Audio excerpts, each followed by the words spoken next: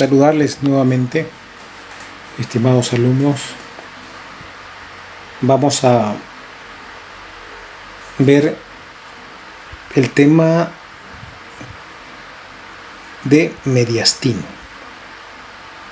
Ya pasaremos a la diapositiva número 2. El mediastino las lesiones a nivel de mediastino son raras. Muy rara vez se ve una lesión de mediastino, pero sí aparece. Y si aparece una lesión en mediastino, estamos hablando de complicaciones mayores. Vamos a comenzar diciendo que el mediastino es un espacio que está en la porción central del tórax. Está limitado a los lados del mediastino por las pleuras del pulmón. Su extremo superior del mediastino está el estrecho torácico y su base está dado por el diafragma. Entonces, hagan de cuenta que es como una caja, ¿ya? Que está entre los pulmones, por encima del diafragma y hasta el estrecho superior torácico. Es muy importante recalcarle esto y que memoricen. El tejido célulo-adiposo del mediastino se comunica con el tejido célulo-adiposo del cuello cervical y del tejido célulo-adiposo del retroperitoneo del abdomen. ¿Ya? Está comunicado, no está separado como otras estructuras. Y esto cabe una importancia, es importante que lo graben porque hay una enfermedad que aparece a este nivel, y si aparece una infección a nivel del cuello, en la grasa del cuello o en la grasa del retroperitoneo, puede irse al mediastino porque están comunicadas estas tres estructuras, que es una enfermedad que la vamos a ver más adelante. Determinando un poco la anatomía del mediastino para que podamos ubicarnos. Ya en 1980 Savington lo divide el mediastino en 3 zonas. ¿Por qué es importante dividirlo? Porque hay estructuras en el mediastino, ¿ya?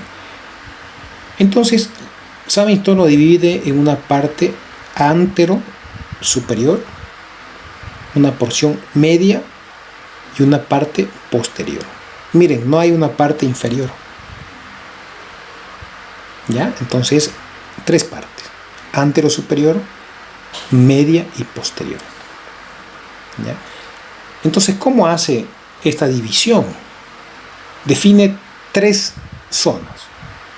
Una línea traza sobre el borde anterior del corazón y otra línea transcurre por el saco pericárdico posterior. Si trazamos estas 2 líneas, aparecen estas 3 zonas: antero superior, media y posterior. No se olviden, la línea va por el borde anterior del corazón y otra por el saco pericárdico posterior del corazón. ¿Ya? ¿Ten?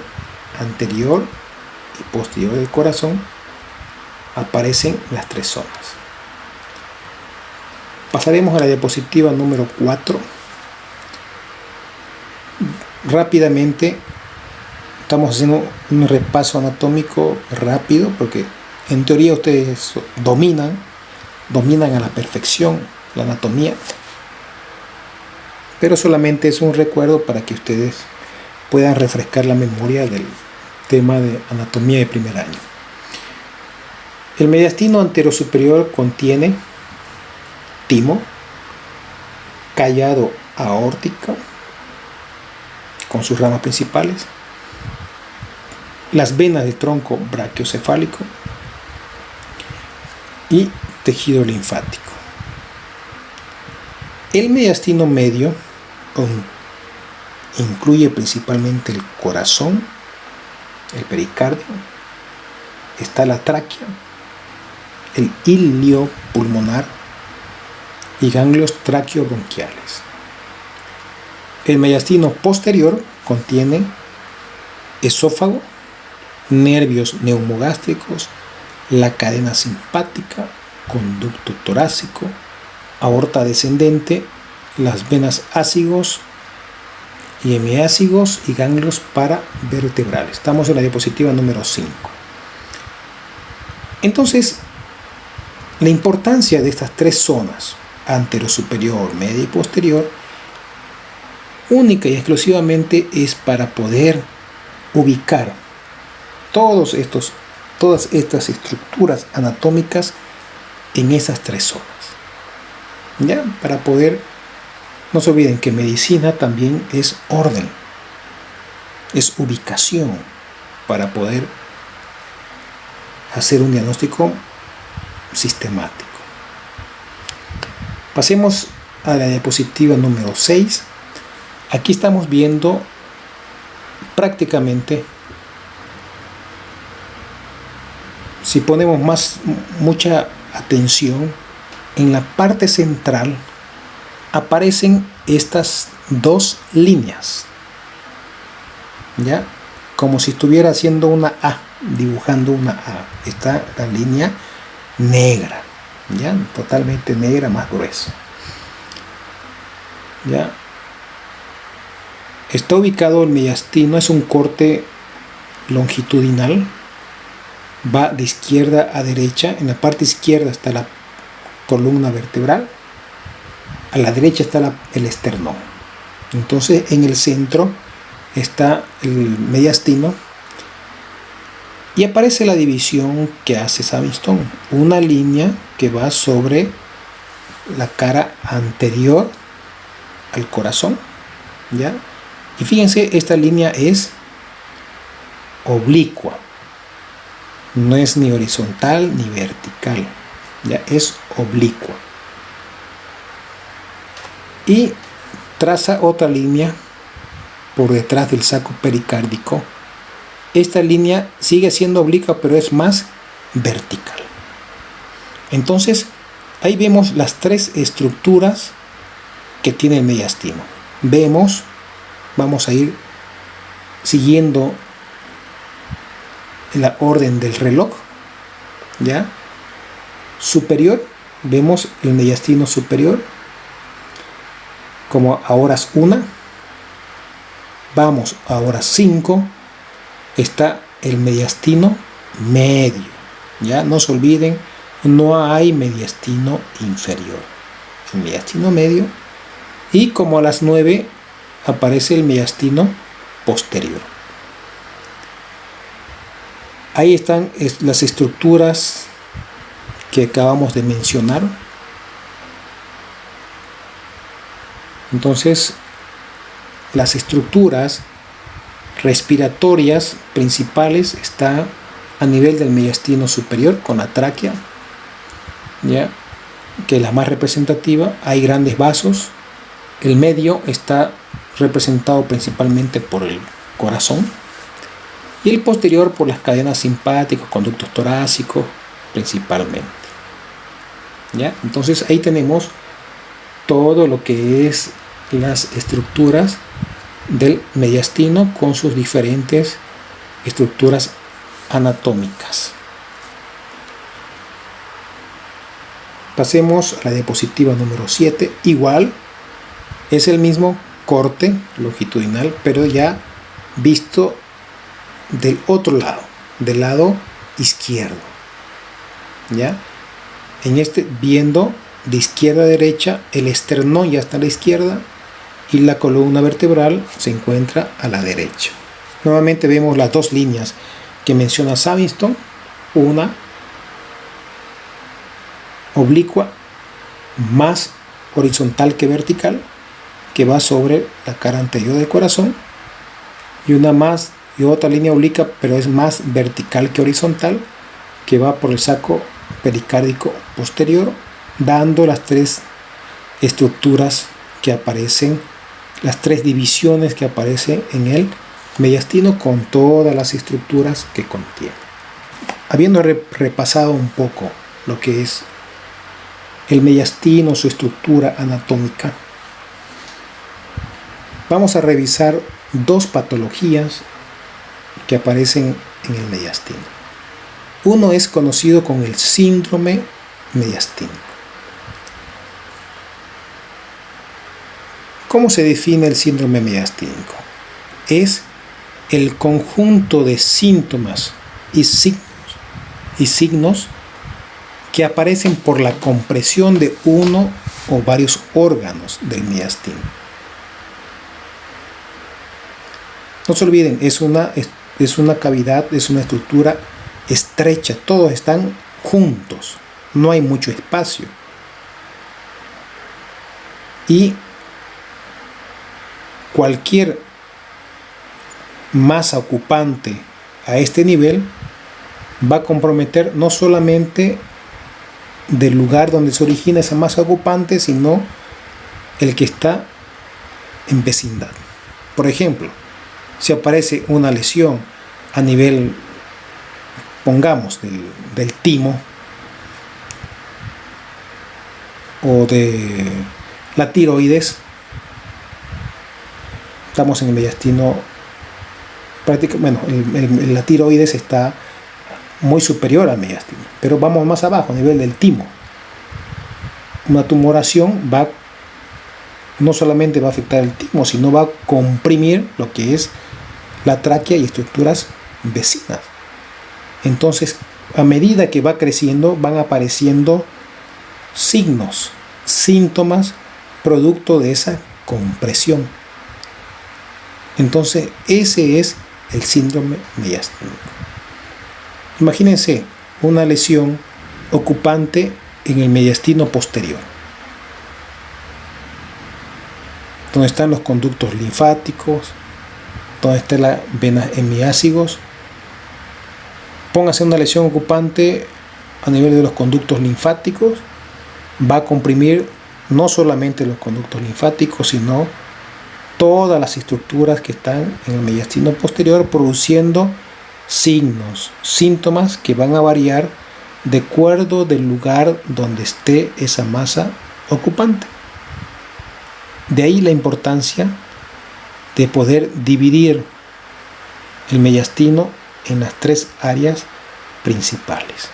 ¿Ya? Pasemos a la diapositiva número 10. La etiología de estas lesiones pueden originarse en órganos vecinos y invadir en forma secundaria al mediastino. La mayoría de los casos, como ya le adelantaba, se debe a tumoraciones y menos frecuencia a inflamaciones agudas, a veces un enfisema, que es la acumulación de aire, puede aparecer, hemorragias o presiones o tracciones que pueden producirse de tipo inflamatorias. Pasemos a la diapositiva número 11. ¿Cómo hacemos un diagnóstico de un síndrome mediastínico? No se olviden, los síntomas y signos que aparecen varían mucho de la ubicación de esta masa ocupante, o inflamación, o lo que esté pasando en este paciente. Mucho depende en qué zona del mediastino esté presente. Pero hay síntomas y signos generales que aparecen en casi todos, que es el dolor retroesternal o medio dorsal, que va desde una molestia leve, moderada, a veces intolerable, que hacen sospechar de una lesión a nivel mediastino. Entonces, de ahí partimos. El paciente refiere dolor retroesternal, ¿ya? Una molestia retroesternal. Así comienza el paciente con un síndrome mediastínico. Y ahora la sintomatología pues va a variar, porque no se olviden que tenemos muchas estructuras en el mediastino. Si hay compromiso, diapositiva número 12, si hay compromiso traqueobronquial, va a ser netamente respiratorio. No se olvide que cualquier lesión respiratoria, lo primero que aparece es tos y dificultad para respirar. ¿Ya? Y a medida que va avanzando ya aparecen ciertas complicaciones, que es tos mucho más molestosa, incluso puede haber hemoptisis. Diapositiva número 13. Si el compromiso de estas lesiones inflamatorias, tumorales, por retracciones, enfisemas, hemorragias, lo que sea, ese compromiso venoso, ¿qué va a aparecer? El paciente no va a tener problemas respiratorios. Lo que sí va a tener es, aparte del dolor retroesternal, son cefaleas que aumentan cuando el paciente está en decúbito. El paciente va a tener somnolencia, zumbido de oídos, vértigo y aumento del diámetro cervical. ¿Ya? Entonces aquí tenemos que ser muy detallistas, mucho cuidado. ¿Ya? Pero no van a decir, llega el paciente, doctor, tengo cefalea, no será un síndrome mediastínico. No se olviden, el primer síntoma que refiere el paciente es dolor retroesternal o molestia retroesternal. Eso no va a ser estudiar muchas causas que hay del dolor retroesternal. Una de ellas hay que descartar el síndrome mediastínico. Como tenemos varias estructuras, descartamos si no es respiratorio. Hay que ver si no hay compromiso venoso, lo que acabamos de mencionar, cefaleas, somnolencia, zumbido, etc.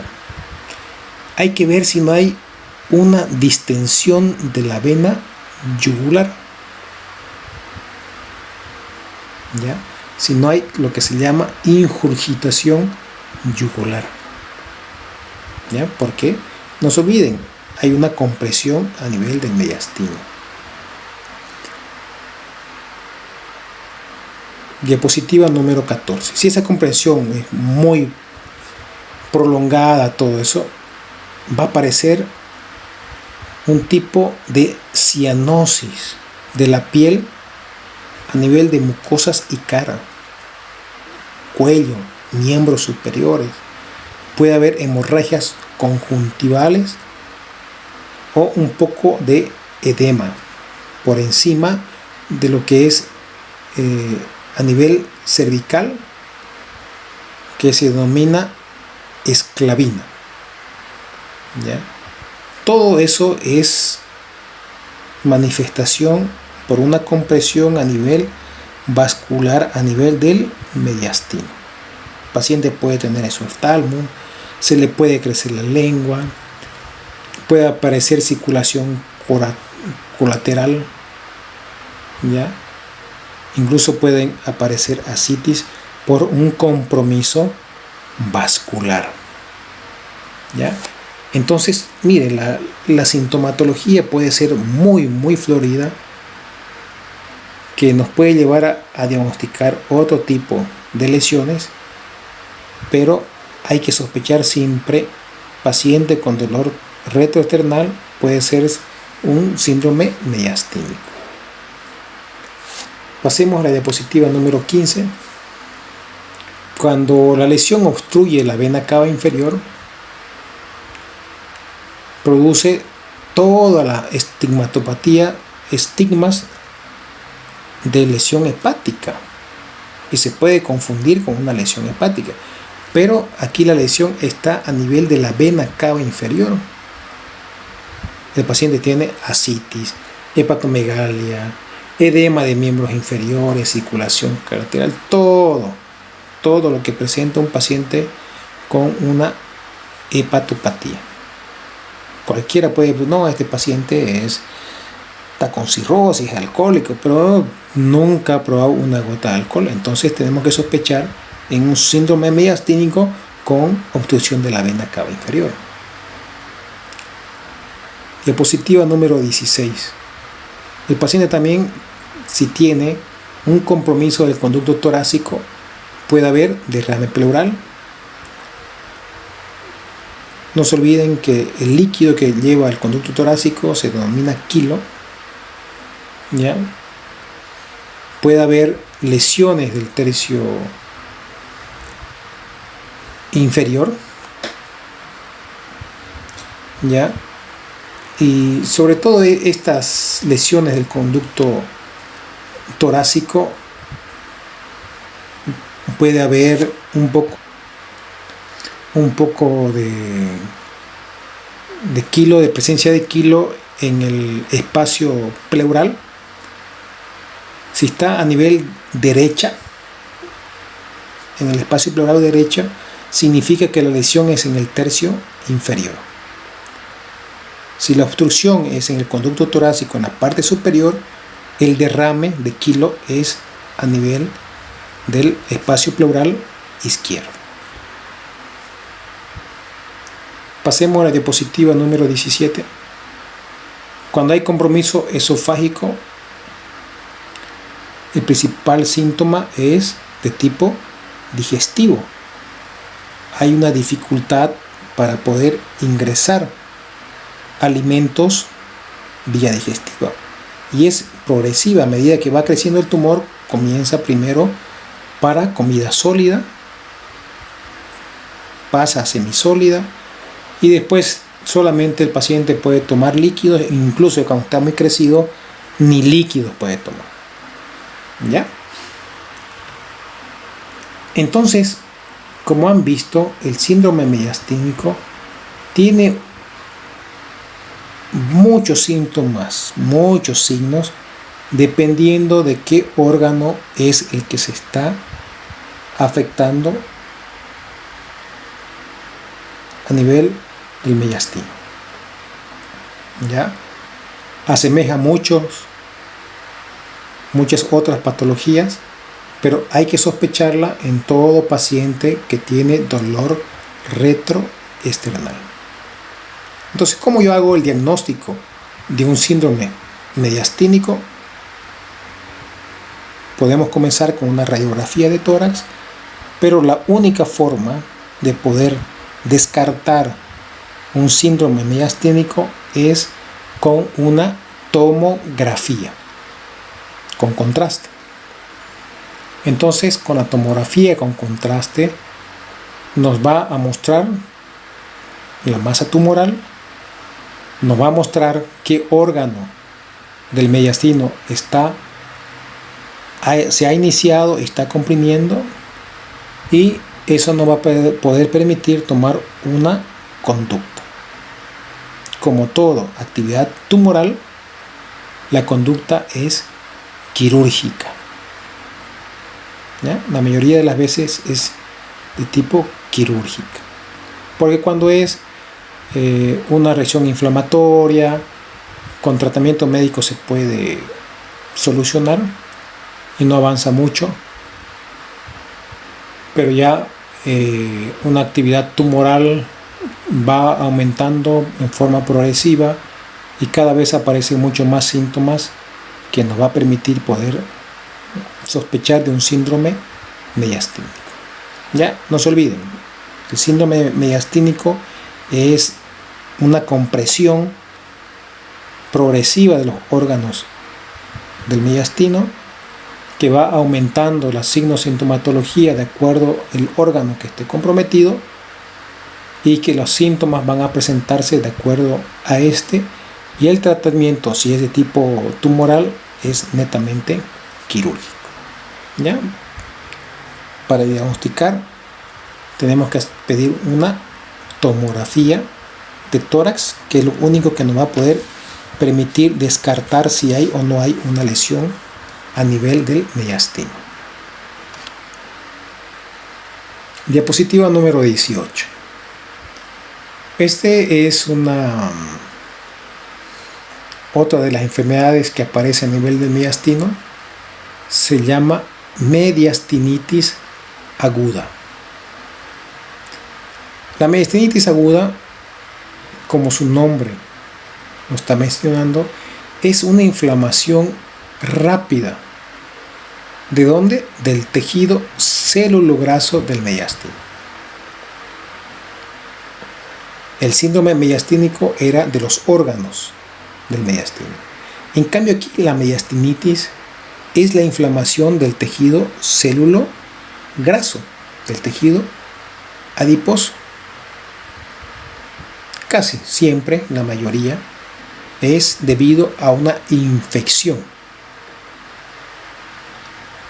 No se olviden,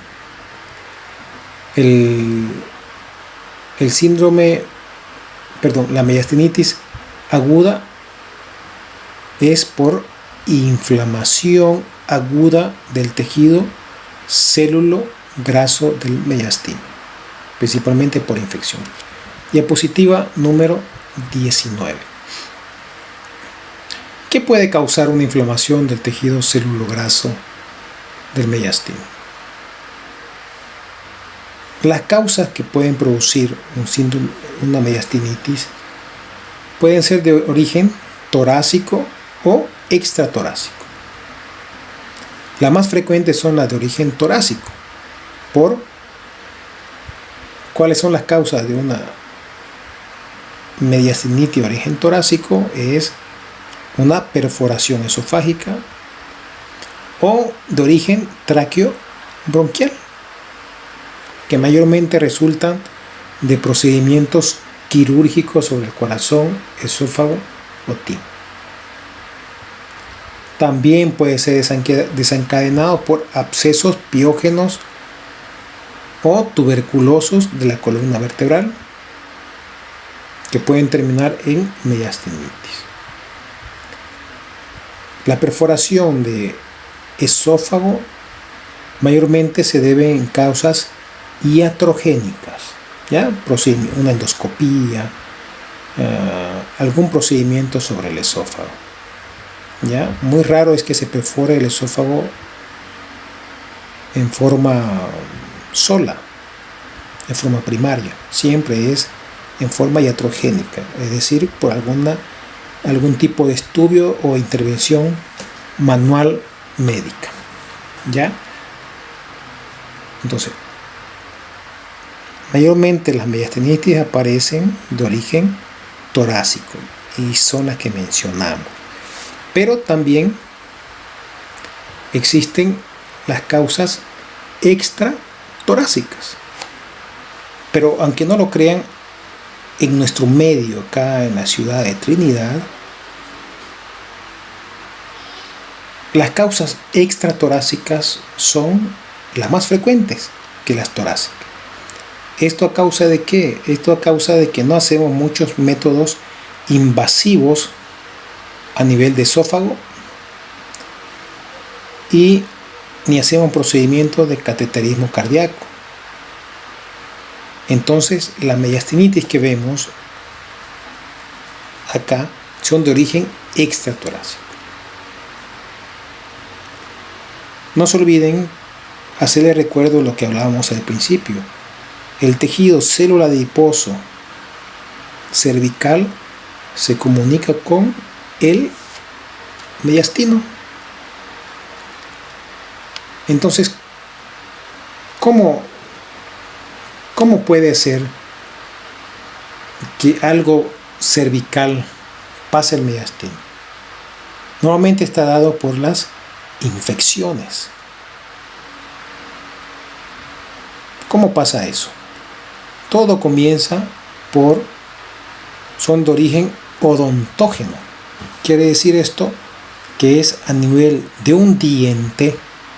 Mayormente son dientes que están cariados, que se infectan.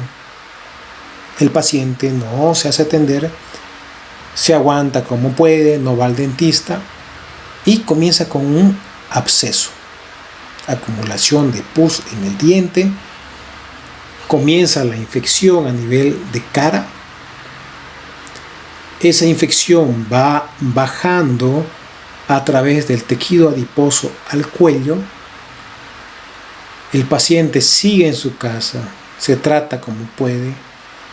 Esa infección baja por el tejido adiposo del cuello hacia el mediastino y produce una infección de mediastinitis.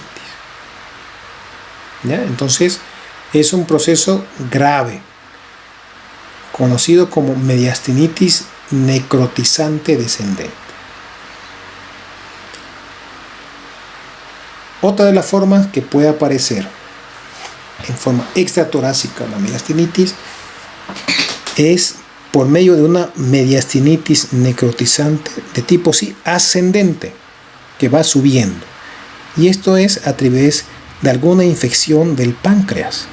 No se olviden que el tejido celulograso del mediastino también está conectado a través del retroperitoneo. Y uno de los órganos que se infecta está el páncreas, entonces también puede subir. Es muy poco.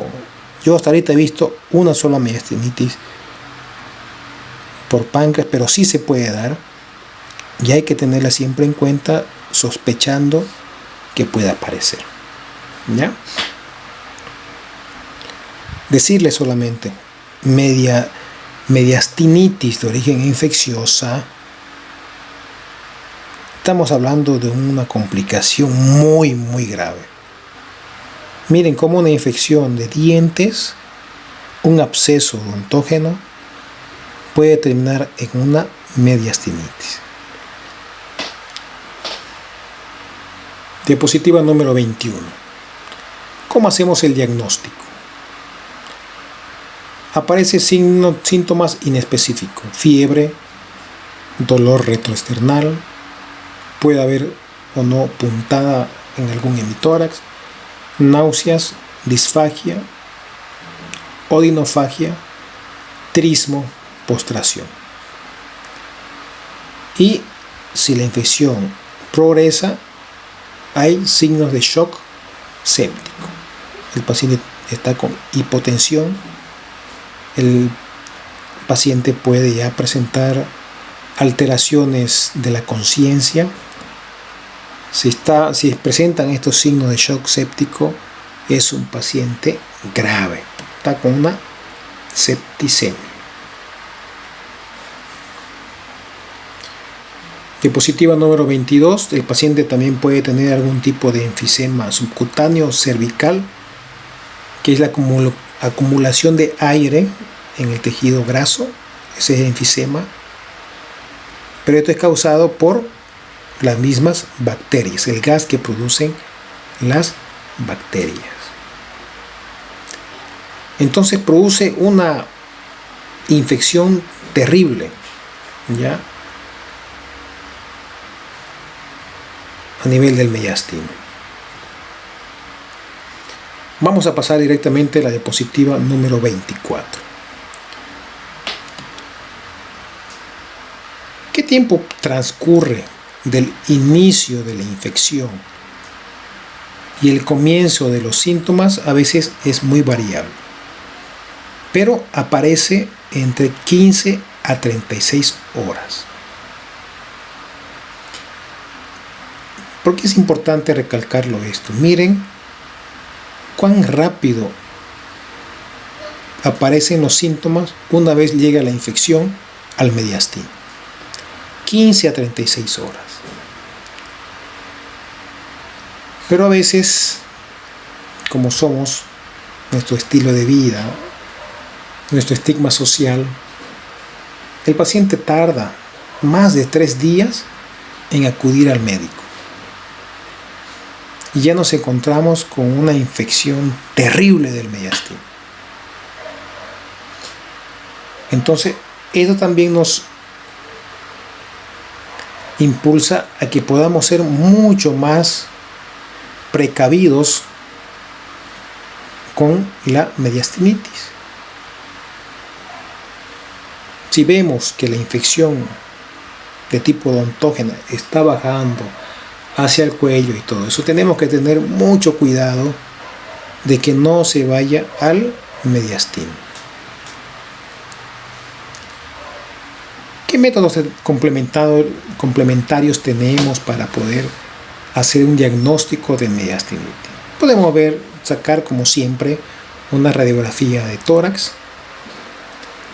¿Qué se ve en la radiografía? Se ve un tórax, un mediastino ensanchado. A veces se puede ver un neumomediastino o un nivel hidroaéreo. Diapositiva número 26, vemos radiografías. En la izquierda vemos un mediastino totalmente ensanchado, y en el lado derecho igual vemos un mediastino ensanchado. No es muy clara la imagen, pero era para ver que había acumulación de gas en el mediastino, presencia de aire en el mediastino. No se olviden, no puede haber aire en el mediastino. ¿Ya? Diapositiva número 27, y esta es la primordial para ver mediastino, es la tomografía computarizada. ¿Ya? Se ven imágenes mucho más claras, precisas del mediastino, y nos va a ayudar por si necesitamos hacer algún procedimiento quirúrgico, dónde está ubicado ese absceso a nivel del mediastino, en qué parte del mediastino está, o si hay algún tipo de perforación de esófago, también se va a ver muy bien con la tomografía. Diapositiva número 28, aquí vemos una tomografía en el cual se puede observar derramamiento de tejido de contraste a nivel de mediastino por una perforación esofágica. Vemos acumulación de gas en el mediastino. No se olviden, ese aire, ese gas es por producción neta de lo que son las bacterias que están en ese nivel produciendo la infección. Podemos realizar también laboratorios en lo cual se va a ver netamente un aumento de los leucocitos. Podemos hacer una punción pleural que nos va a dar un pH bajo, el azúcar presente en descenso, LDH aumentada, compatible con un proceso infeccioso bacteriano.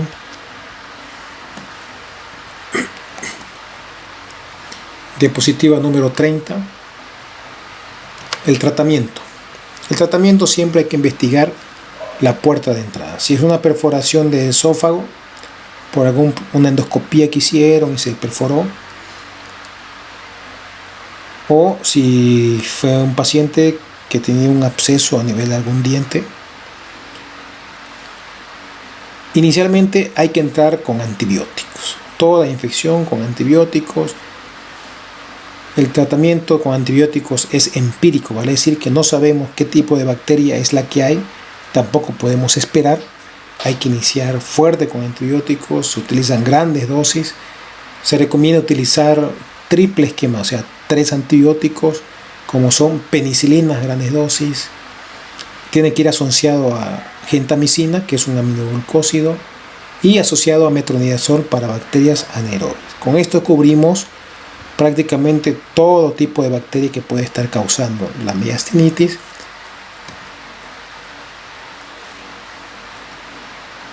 Si es de tipo orofaringia, hay que hacer el drenaje del flemón dentario, y si es la infección ya está totalmente establecida en mediastino, tenemos que entrar con una toracotomía para poder ingresar al mediastino y poder hacer lavados. ¿Ya? Tenemos que hacer lavados de ese mediastino porque está con pus, hay que hacer lavados. Si es una perforación de esófago, tráquea, bronquio, igual con la toracotomía vamos a poder evidenciar y poder reparar la lesión. Nuevamente estas lesiones de mediastinos, no es suficiente una sola lavada de mediastino, se tiene que entrar a lavar 2-3 veces hasta controlar. Es muy difícil controlar una infección en mediastino. ¿Por qué? Porque no se olviden, es mediastino, hay órganos muy importantes.